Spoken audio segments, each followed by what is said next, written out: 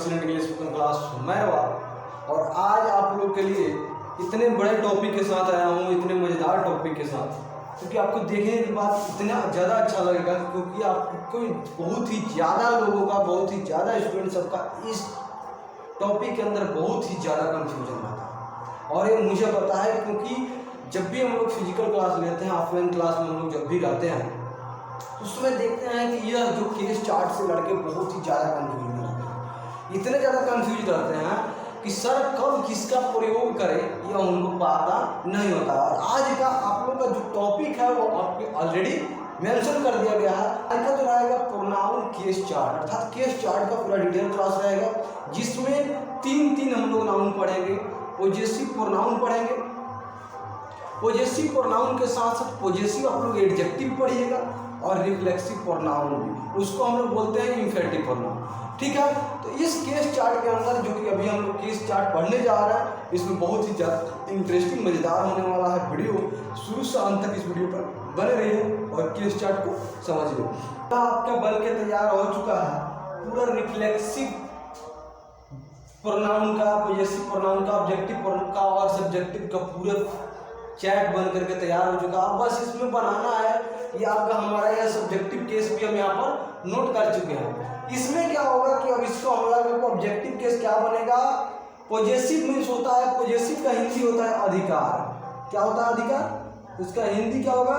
अधिकार व्यक्त करना, अर्थात अधिकार दर्शाएगा। अधिकार में अब दो कैटेगरी बनेगा, पॉजेसिव एडजेक्टिव और पॉजेसिव प्रोनाउन। वहां से पॉजेसिव केस में आपका दो पार्ट बनेगा, पॉजेसिव प्रोनाउन, पॉजेसिव प्रोनाउन। और ये रिफ्लेक्सिव जो मीनिंग है आपका स्वयं, किसका? स्वयं, अर्थात इसको बोलेंगे खुद, समझे ना, अर्थात खुद की बात करेगा। तो यहाँ पर सबसे पहले हम लोग देखेंगे कि आई, वी, यू, ही, सी और दे, या जितने भी सब्जेक्टिव फॉर्म में हमारे यहाँ पर वर्ड प्रयोग हुआ है या प्रोनाउन प्रयोग हुआ है, उसका ऑब्जेक्टिव केस क्या और यह सारा केस क्या बनेगा। तो चलिए ना लेट करते हुए, वीडियो लॉन्ग ना हो इसके लिए तुरंत हम इसको देख रहे हैं। आई का ऑब्जेक्टिव केस बनेगा आपका भी बाबू मी। आई का ऑब्जेक्टिव केस बनेगा क्या? मी। वी का ऑब्जेक्टिव केस बनेगा अस। यू का बनेगा यू। ही का बनेगा हिम। सी का बनेगा हर। और दे का बनता है देन। यह आपका बनता है ऑब्जेक्टिव। सब्जेक्टिव केस और ऑब्जेक्टिव केस आशा करता हूँ कि जैसे आप लोग समझ पाए होंगे। कैसे समझ पाए होंगे? जैसे बोले कि मैं तुम्हें पढ़ा रहा हूँ, तो जिसके ऊपर वर्क होता है वह बनता है ऑब्जेक्ट, और जो का वर्क को करता है वह बनता है सब्जेक्ट। जैसे बोले कि मैं तुम्हें पढ़ा रहा हूँ, वर्क करने वाला हुआ मैं, तो वह हम आएंगे सब्जेक्ट फॉर्म में। और तुम हुआ पढ़ने वाला था, तुम पर हम वर्क कर रहे हैं, तो वह आएगा ऑब्जेक्ट फॉर्म में। जहाँ पर ऐसे एग्जाम्पल हम लिख रहा हूँ, मैं तुम्हें पढ़ा रहा हूँ। तो अब यहाँ पर देखिए कौन काम कर रहा है? काम करने वाला हुआ है मैं, तो यहाँ पर क्या हो जाएगा? आई। उसके बाद रहा है अर्थात कंटिन्यूअस, आई एम टीचिंग। और किसके ऊपर वर्क हो रहा? आपके ऊपर, अर्थात तुम हो, तो इस तुम के लिए यहाँ पर ऑब्जेक्टिव केस भी हमारा क्या बना है? यू। यह आपका बना। अगर जो बोला जाता है कि आप मुझे पढ़ा रहे हो, तो यहाँ पर अगर दिया आप जो है, तुम जो होता यहाँ पर होता और मैं यहाँ पर होता, मुझे यहाँ पर होता, तो यहाँ पर क्या बन जाता? यहाँ पर मी का प्रयोग करते और यहाँ पर यू का प्रयोग करते, क्योंकि आई का ऑब्जेक्टिव केस बनता है मी।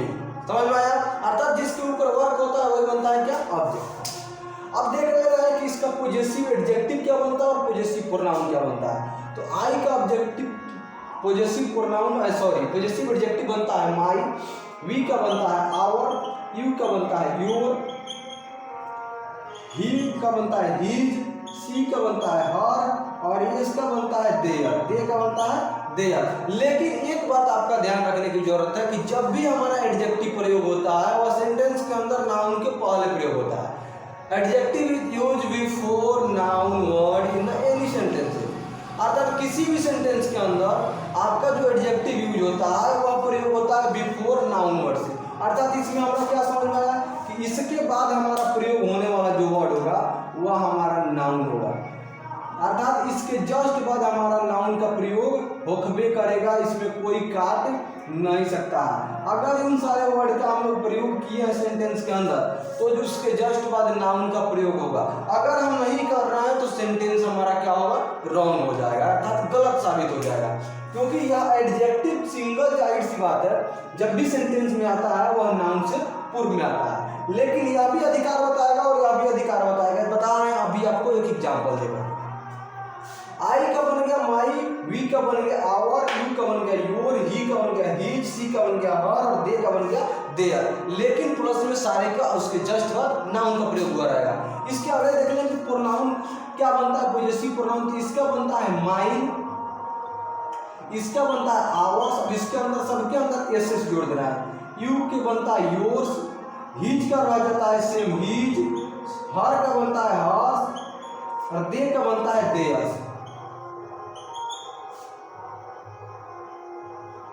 दे का बनता है देयर्स। अगर सबके अंदर एस लगा केवल हीज को छोड़ करके और माइन को छोड़ करके पॉजेसिव प्रोनाउन बन गया। लेकिन हमें देखने की जरूरत है कि पॉजेसिव प्रोनाउन का प्रयोग हम करते कब हैं और पॉजेसिव एडजेक्टिव का प्रयोग हम कब करते हैं। दोनों तो बात करेंगे आपका किस वजह से, दोनों का बात करने जाएगा, आपका बात करेगा किसका, आपके रिफ्लेक्स अर्थात पॉजेसिव अर्थात अधिकार की बात करेगा। जैसे बोले कि यह मेरा कलम है, यह मेरा कलम है, और ये दूसरा बोले कि यह कलम मेरा है, यह कलम मेरा है।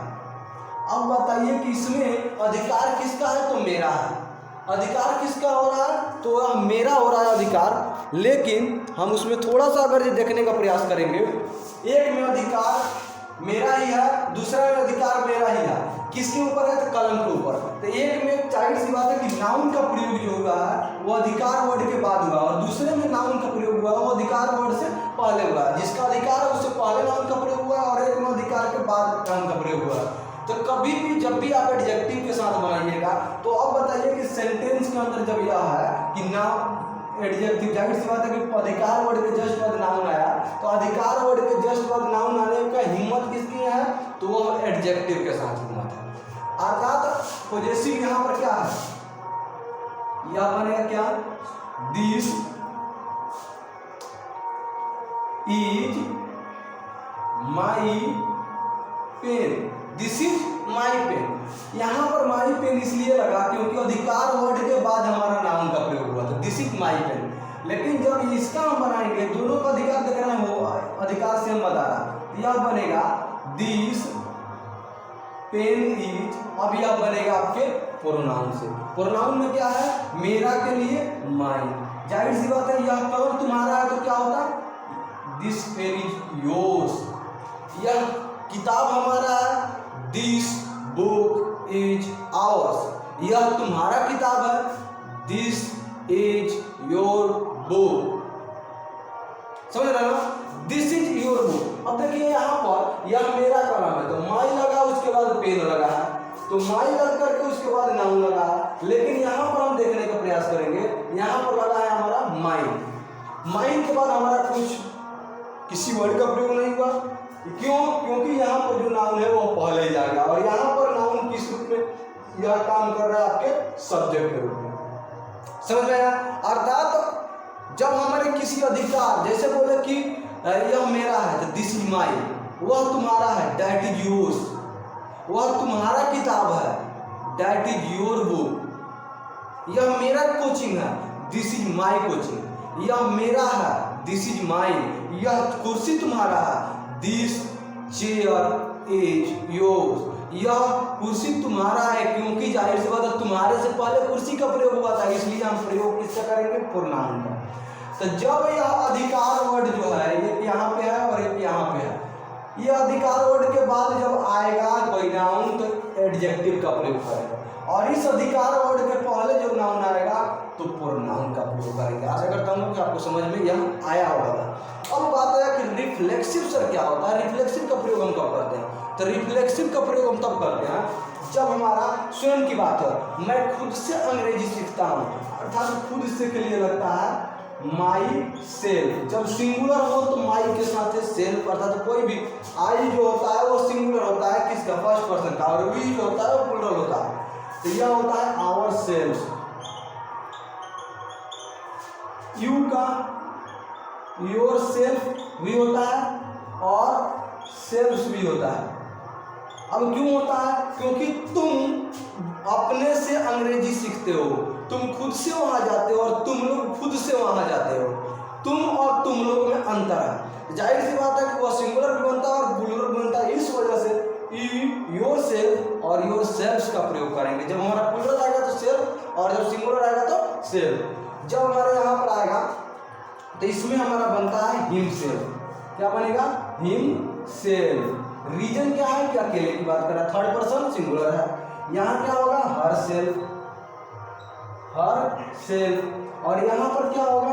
Them self. यह जो है वह खुद को दर्शाता है। जैसे बोला कि मैं खुद से अंग्रेजी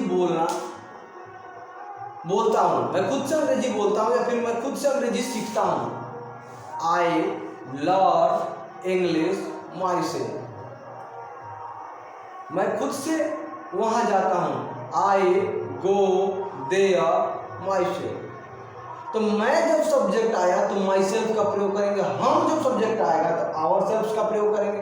तुम जब सब्जेक्ट आएगा तो योर सेल्फ का प्रयोग करेंगे। तुम लोग जब सब्जेक्ट आएगा तो योर सेल्फ का प्रयोग करेंगे। वह देखते हैं सिचुएशन को, समझ रहे हैं? तो यह जो है आपका जितना भी यह case chart, subjective case, objective case और पॉजेसिव केस में दो तरीके से अधिकार व्यक्त कर रहा। एक नाउन पहले ला करके और एक अधिकार वर्ड के बाद ला करके। तो पॉजेसिव एडजेक्टिव का हम प्रयोग कब करते हैं? जाहिर सी बात है कि एडजेक्टिव माइंड में उठा लीजिएगा कि नाउन से पहले आता है, अर्थात उसके बाद हमको नाउन वाला प्रयोग करना है, जिसमें माई, आवर, योर ये सारे के वर्ड का प्रयोग कर रहे हैं। और इसमें प्रोनाउन में प्रयोग कर रहे हैं mine, ours, yours, theirs, his, hers, ये सब वर्ड का प्रयोग कर रहे हैं। और रिफ्लेक्सिव में जो सिंगुलर होगा उसके साथ अंत में सेल्फ लगाएंगे और जो प्लूरल होगा उसके अंदर सेल्फ लगाएंगे, SELF। तो यही आपका एक छोटा सा वीडियो था और इस वीडियो में आशा करता हूँ कि आप लोग अच्छे से समझ पाए होंगे कि केस चार्ट होता क्या क्या है और उसका यूजेज क्या होता है। तो इस वीडियो से मैं यही कोशिश किया कि आप लोग आसानी से समझे, क्योंकि बहुत सारे लड़के का ये कन्फ्यूजन रहता है। यहाँ तक कि क्लास में भी कई बार इसको डिस्कस करने के बाद भी कुछ दिन के बाद लड़के आप भूल जाते हैं। तो ये और ज़्यादा कन्फ्यूजन इन्हीं दोनों के बीच रहता है। रीजन क्योंकि दोनों अधिकार बताता है, लेकिन कंफ्यूज यहाँ पर होते हैं कि कब हमें किस चीज़ को लगाना है। तो बस एक चीज़ माइंड में रखिएगा, जब यह अधिकार वर्ड के बाद कोई नाउन आए तो एडजेक्टिव का प्रयोग करना, अधिकार वर्ड के बाद नाउन। और जब यह अधिकार वर्ड के पहले कोई नाउन आ जाए तो प्रोनाउन का प्रयोग करना। अधिकार वर्ड से पहले कोई नाउन आए तो प्रोनाउन का, और अधिकार वर्ड के बाद कोई नाउन आए तो एडजेक्टिव का प्रयोग करना। इतना ही बस याद रखिएगा। और जाहिर सी बात है कि इनको फॉर्म ऑफ याद रखने के लिए आपको सब्जेक्ट के साथ प्रयोग करना पड़ेगा। जब जिस सब्जेक्ट का प्रयोग होगा उसका हम प्रयोग करेंगे। अब यहाँ पर रहे कि तुम, वह तुम्हारा किताब है बोले तो वह तुम्हारा किताब है, और बोल दिए कि डैट इज माई बुक, क्योंकि यहाँ पर माई जो होगा वो मेरे लिए बोध करेगा, तुम्हारे लिए नहीं। तुम्हारे के लिए किसका प्रयोग करना है? Your book. समझे? आशा करते होंगे कि आप लोग अच्छे से इसको समझ पाए होंगे, अच्छे से सीख पाए होंगे।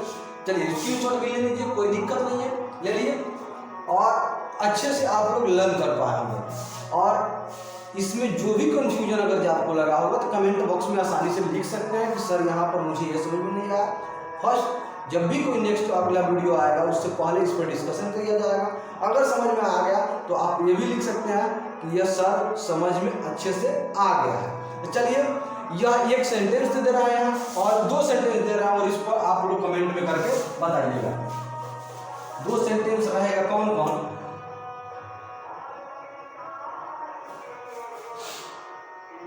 यह कार हमारी है, यह कार हमारी है, और यह हमारी कार है, हमारी कार है। और इसी में आपको बता देना है कि नंबर 1 और नंबर 2 कमेंट करके आपको बताना है कि आप कितने समझ पाया है। चलिए, इस वीडियो में कमेंट में लास्ट में आपको यही करना है कि यह कार हमारी है और यह हमारी कार है, उसका राइट आंसर करके कमेंट बॉक्स में करना है। ठीक है, फिर मिलेंगे नेक्स्ट वीडियो में। तब तक चैनल को सब्सक्राइब करके लाइक कीजिए, लाइक ट्रैक से कीजिए और कमेंट में इसको बना कर डालिए। ठीक है, मिलते हैं नेक्स्ट वीडियो में। Okay, bye bye.